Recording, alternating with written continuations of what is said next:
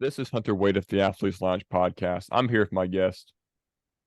Lee Auker, Memorial High School. So, Coach, you're with Evansville Memorial Girls, and at this point in the season, I guess preseason, what's your outlook on things? We've been at it for 3 weeks, I think. This is let's see, week three, something like that. When did we start? October 16th, something like that.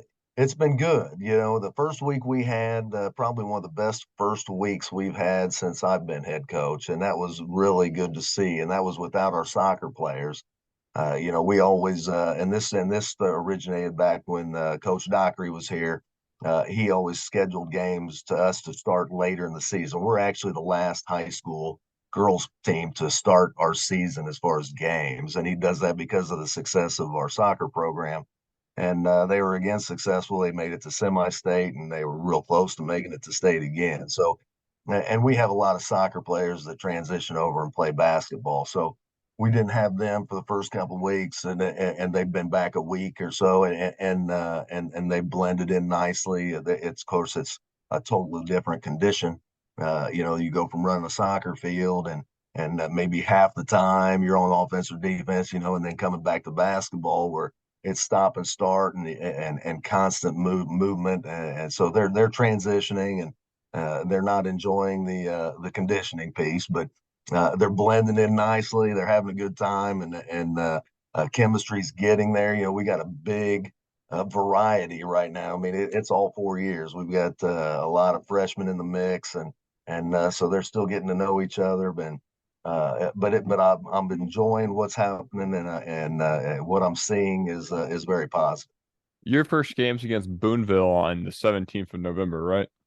It is. It is So, a home game. Yep.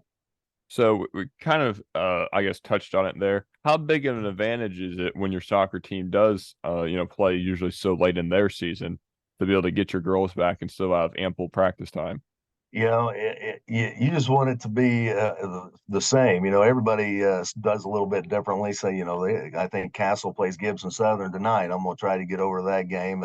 There's already been games played. I know Washington's played, and we pay attention to what's going on around Southern Indiana. So some schools will do that, and I kind of like compacting our season to where we may have to play 3 times a week to catch up as far as games go. But I don't know that it's really an advantage because transitioning from soccer to basketball can take a little bit, and that's why we try to give a couple of weeks there after the state tournament ends in preparation because the soccer teams had such success as they've made deep postseason runs so consistently that we've just had to make that change. And we just love the competitiveness. The soccer team goes out and they win. They know how to compete. They know how to win. So that part's great when you get those girls back in the mix, and they've already had some success. And now we're transitioning to basketball. Let's try to get better and have some success in our sport.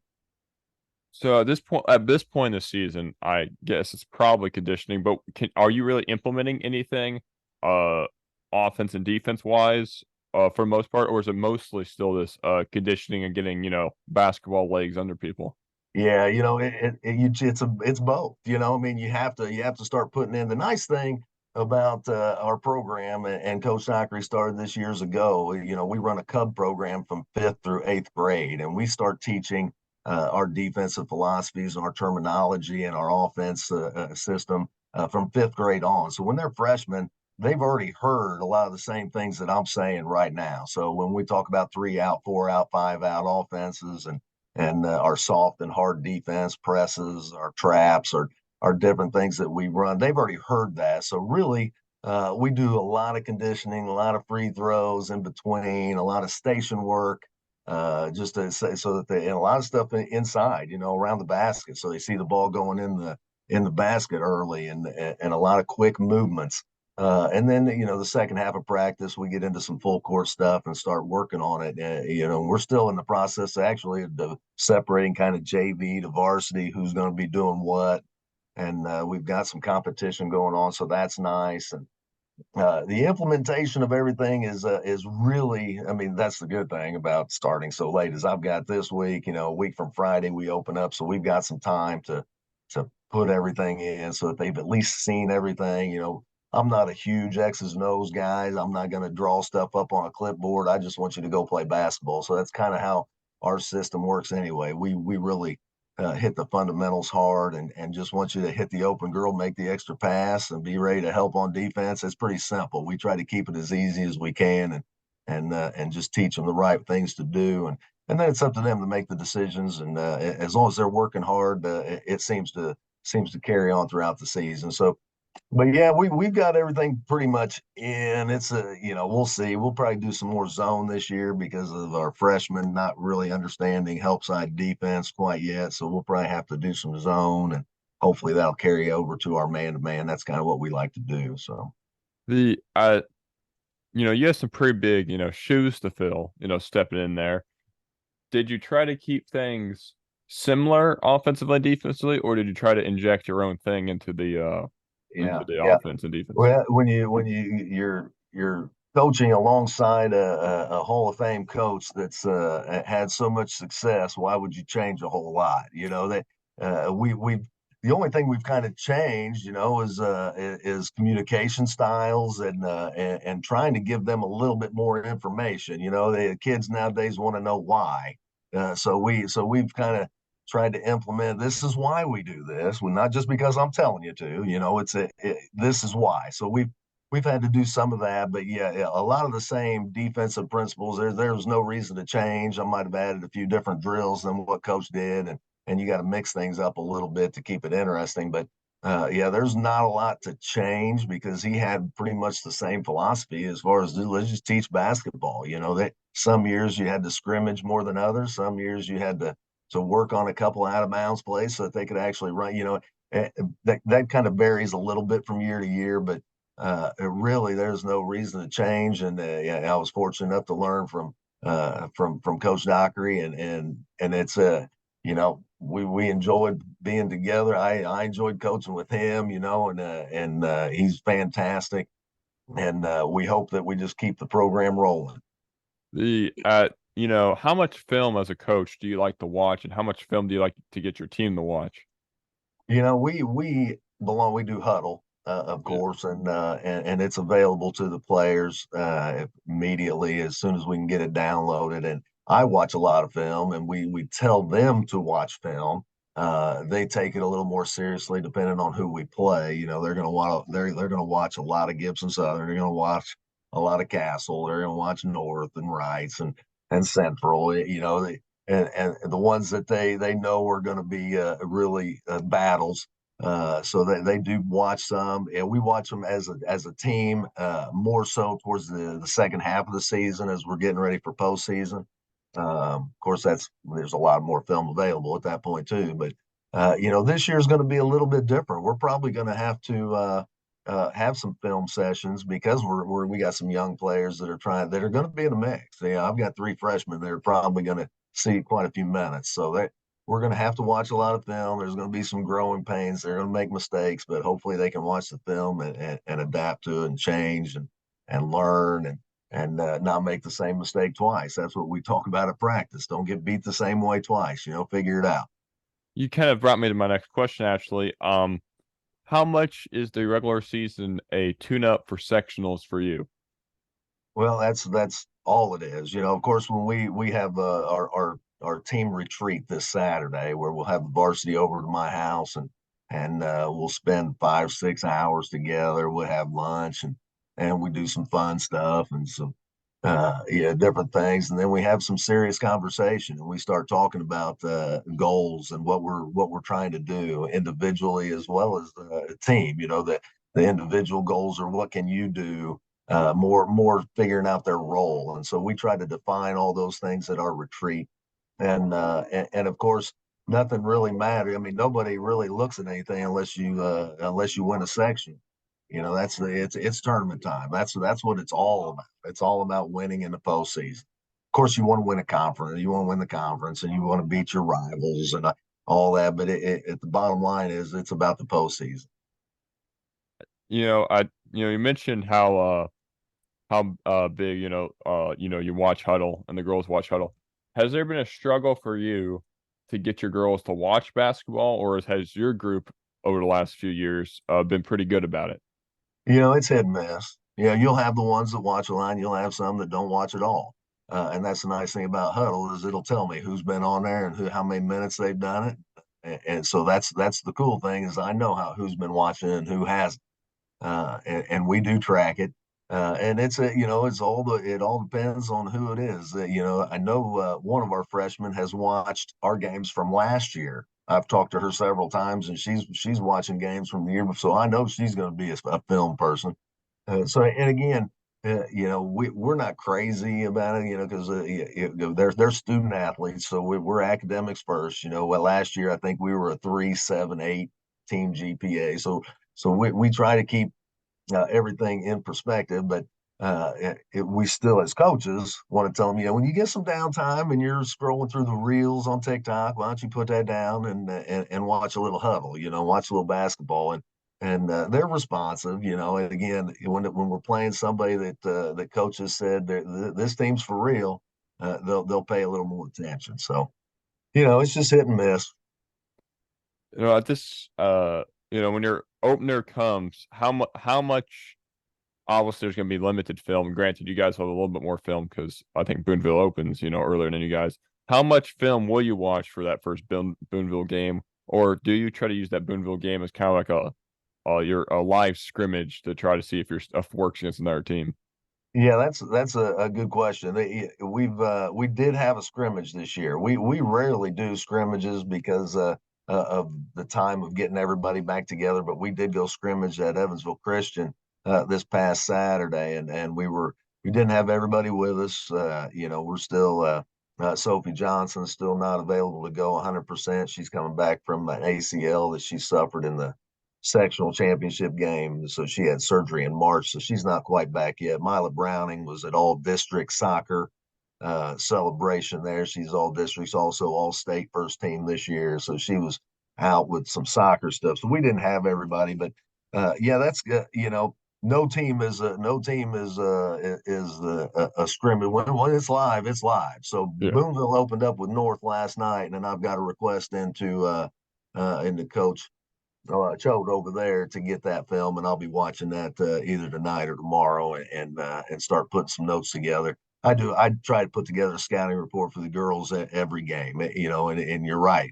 Starting late does give us a chance to get some film on some other people before they get anything on us. We don't know what we're going to do yet. So yeah, I'll be watching Boonville and Jasper because we play them the next day. So we get as much film as we can, and that's when the fun starts, preparing for opponents. That's what I enjoy doing. So What's your biggest, as a coach, like your biggest pet peeve that would, what gets on your nerve, or I guess even maybe your biggest thing that you want the girls to be aware of? Is it communication? Is it uh, well, obviously not being tardy is obviously a thing, but like, what's the biggest thing in your eyes to, a good player?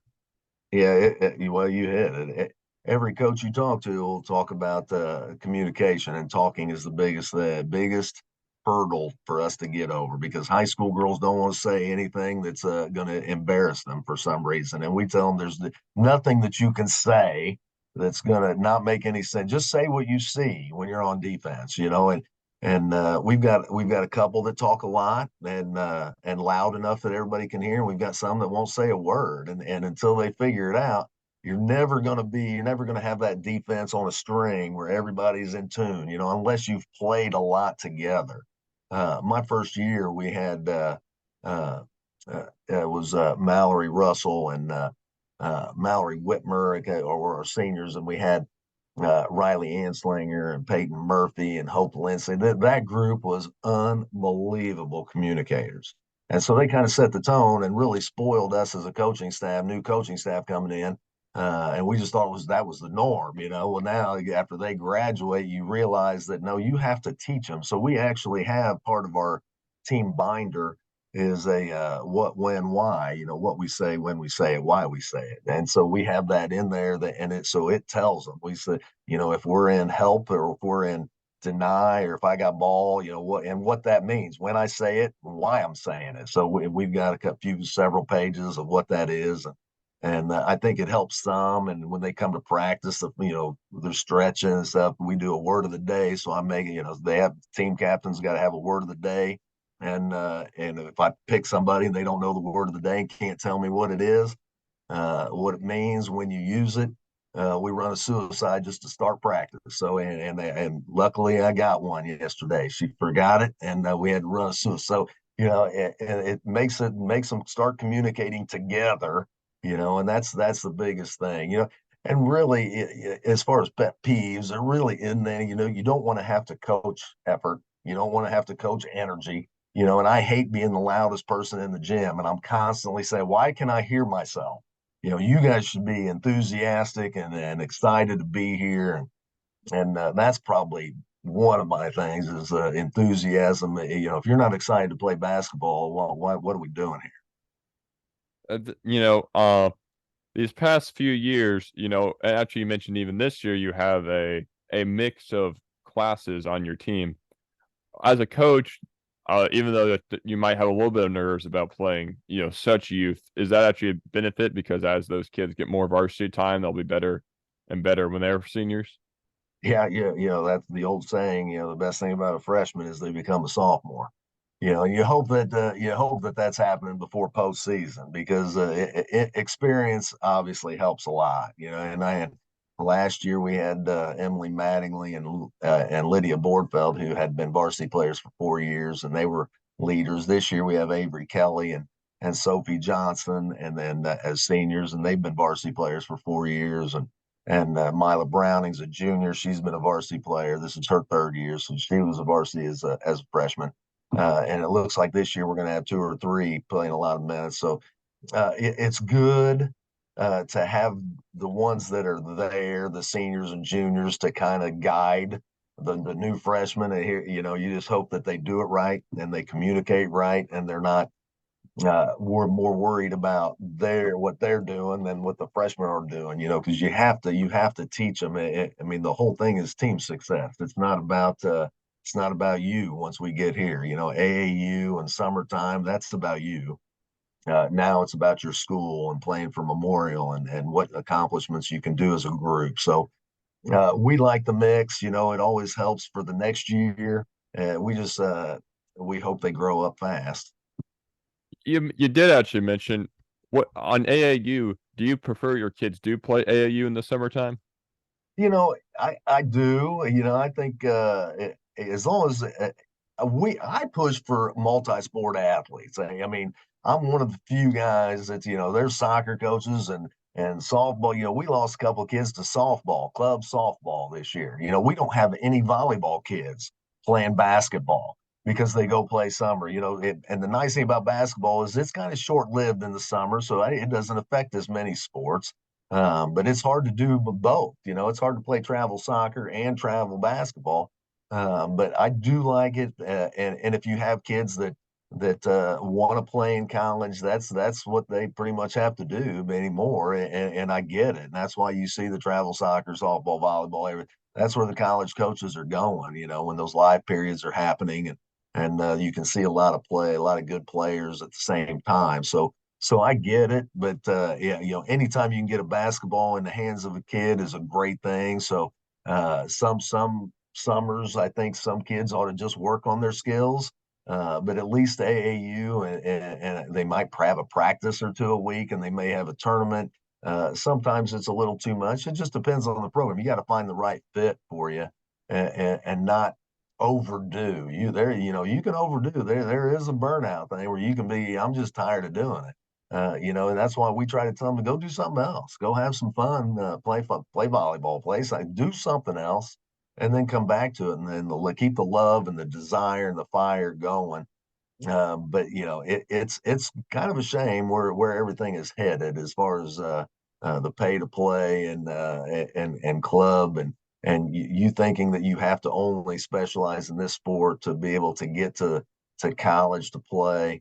7% of high school athletes move on to play at the next level at any level. So it's some of it's unrealistic, and I just wish everybody would play as much in high school, as many sports, and being as involved in everything as they can.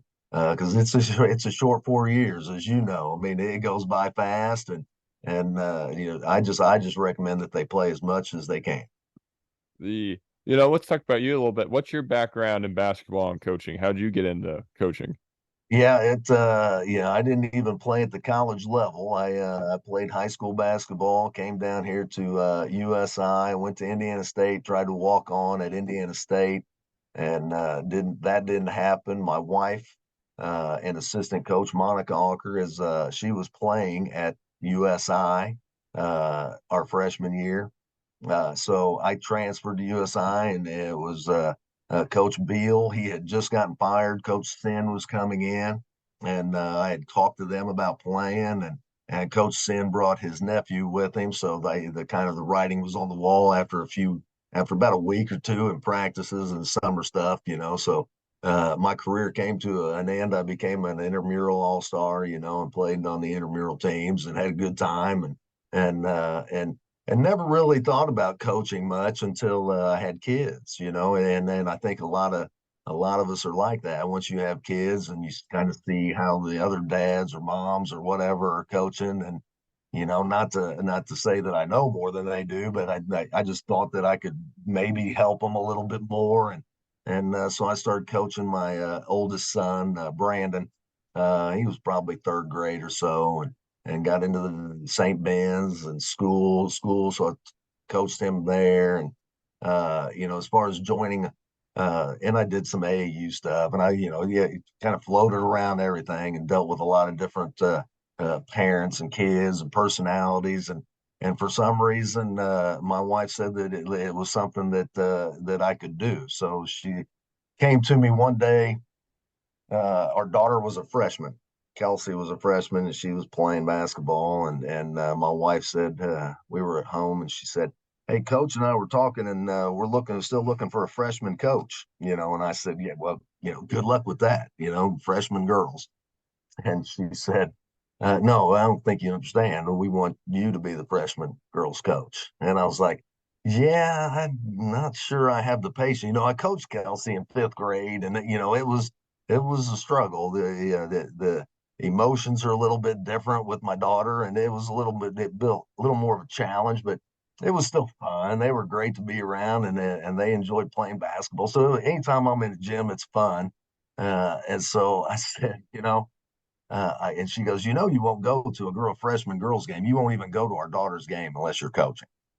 And I said, man, that's probably true. So I took it, and I can remember on my first bus ride, I'm driving the minibus, taking the freshman team to Washington to play their freshman group, and we're about 15 minutes out, and I look in the mirror to the minibus, and they're doing their hair. I got one hanging over a seat doing hair, and so that was kind of the first realization that I was coaching girls. And I was like, this is really different.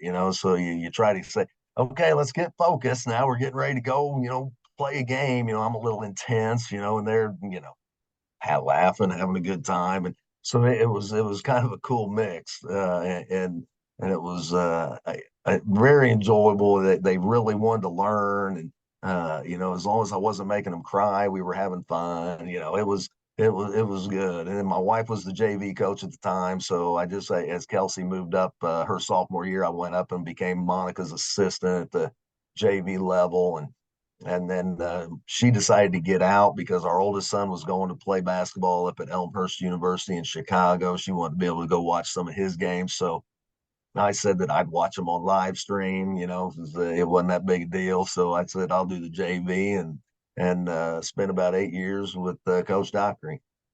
So, is there any different? I'm sure there is. What's the difference between coaching elementary and middle school girls as opposed to high school girls? Just skill set and maturity.